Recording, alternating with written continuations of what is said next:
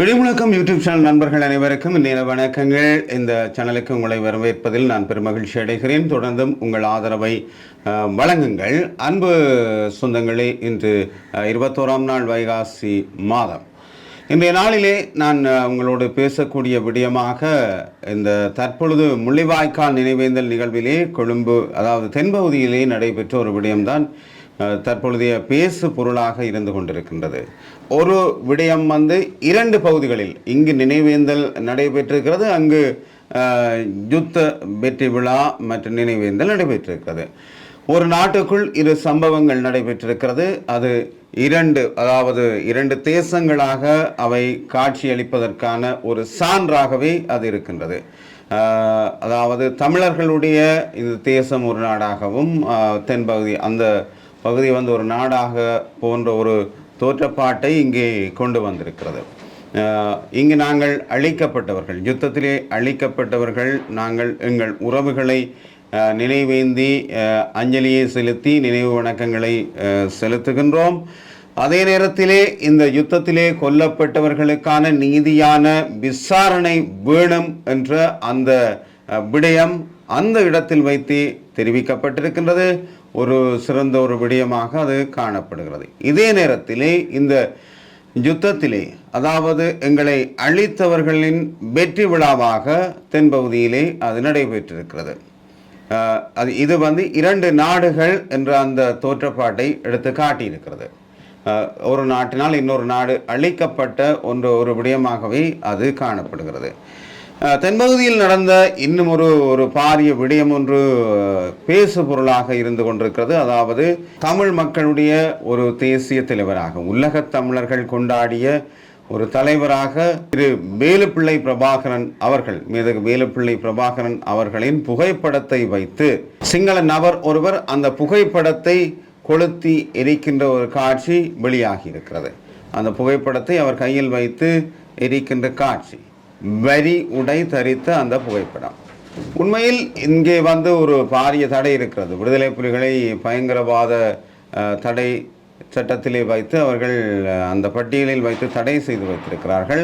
நாங்கள் ஒரு சாதாரணமாக மாவீரர் நாளுக்கே போட்டோக்களை பிரதி செய்து நாங்கள் அதற்கான பிரேம்களை போட்டு இந்த மாவீரர் நாள் நிகழ்வுகளை அனுஷ்டிப்பதில் மிக பெரும் சவால்களை எதிர்கொள்கின்றோம்.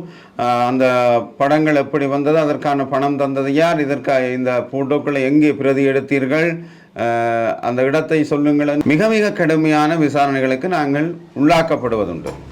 அதற்கு முகம் கொடுத்து தான் நாங்கள் இந்த நிகழ்வுகளிலே நாங்கள் பங்கு கொள்கிறோம், அந்த நிகழ்வுகளை செய்கின்றோம். தேசிய தலைவர் வேலுப்பிள்ளை பிரபாகரன் அவர்களுடைய ஒரு புகைப்படத்தை ஒரு சிங்கள நபர் ஒருவர் அந்த புகைப்படத்தை ஏதோ ஒரு கடையிலே பிரிண்ட் செய்து அந்த படத்தை கொண்டு எரியூட்டுகின்ற அந்த காட்சி, இதற்கு எப்படி அனுமதி வழங்கப்படுகிறது? இதற்கு விசாரணைகள் இல்லையா? ஒரு நாட்டுக்குள் நீங்கள் மீண்டும் ஒரு இனவாதத்தை தூண்டுகின்ற ஒரு செயலாகவே இது பார்க்கப்படுகின்றது. தமிழர்களை அடக்கி கொண்டு நீங்கள் எவ்வாறென்றாலும் செயற்படலாம் என்று நீங்கள் பார்ப்பதாகவே தோன்றுகிறது. எங்களுடைய தலைவரின் புகைப்படத்தை நாங்கள் வைத்திருக்க முடியாது, ஆனால் நீங்கள் அதை பிரதி எடுக்கலாம், நீங்கள் அதை எரிக்கலாம், நீங்கள் நினைத்த பாட்டிற்கு என்னவும் செய்யலாம். பாகுபாடுகள், இந்த வேறுபாடுகள், ஒரு நாடென்றீர்கள், நாங்கள் எல்லோரும் ஒன்றாக வாழ்வோம் என்றீர்கள், ஏன் இந்த மேலும் இன மோதல்களை தூண்டுவதற்கான இந்த செயல்களிலே நீங்கள் ஈடுபடுகிறீர்கள்? இதற்கான அனுமதியை ஏன் வழங்குகிறீர்கள்? போராளிகள் உண்மையில் அவர்கள் தலைவரின் படத்தை பார்க்கின்ற பொழுது அவர்கள் எவ்வளவு தூரம் பாதிக்கப்படுவார்கள், அவர்களின் மனநிலை எப்படியெல்லாம் பாதிக்கப்படும் என்பது தெரியும். ஒரு இனத்தின் தலைவனை நீங்கள் இவ்வாறு செய்வது அந்த இனத்தை எதிர்ப்பதாகவும் அந்த இனத்தை மீண்டும் ஒரு முறை வன்முறைக்கு தூண்டுவதாகவே அமையும். எனவே இதற்கான முடிவுகளை அரசே பொறுப்பேற்க வேண்டிய தேவை இருக்கிறது.